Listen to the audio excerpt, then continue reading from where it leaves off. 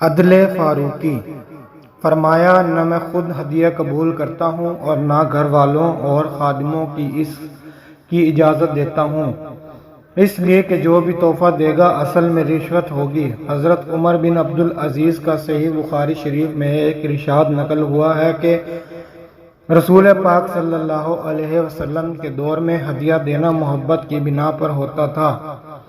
تحفے دیا کرو، اس سے محبت بڑھتی ہے، مگر فرمایا ہمارے دور میں یہ رشوت ہی ہے۔ قحط کے زمانے میں حضرت عمر رضی اللہ عنہ گوشت اور گھی نہیں کھاتے تھے۔ فرمایا جب میں پیٹ بھر کر کھاؤں گا تو مجھے بھوکوں کی بھوک کا احساس کیسے ہوگا؟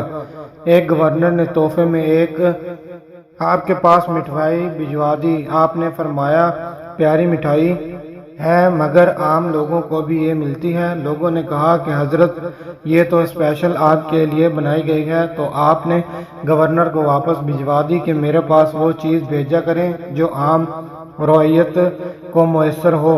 آپ کو ایک دفعہ تکلیف ہو گئی، طبیب نے شہد تجویز کی، بازار میں شہد نہیں مل رہا تھا، کسی نے کہا کہ بیت المال میں موجود ہے، فرمایا وہ تو عام مسلمانوں کا ہے۔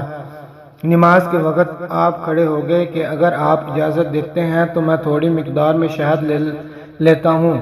ایک دفعہ فرمایا جہاں دولت آتی ہے تو اس کے ساتھ عداوت بھی دلوں میں آتی ہے۔ ایک مرتبہ فرمایا کہ میں تم کو اپنے عمل سے تعلیم دوں گا۔ خدا تعالیٰ کی قسم میں بادشاہ نہیں ہوں بلکہ میں تو خود اللہ تعالیٰ کا ایک غلام ہوں۔ شہادت کی دعائیں قبول ہو گئی۔ اے اللہ اپنے راستے میں مجھے شہادت والی موت دے دیں اور اپنے حبیب صلی اللہ علیہ وسلم کے شہر میں قبر کی توفیق دے دیں۔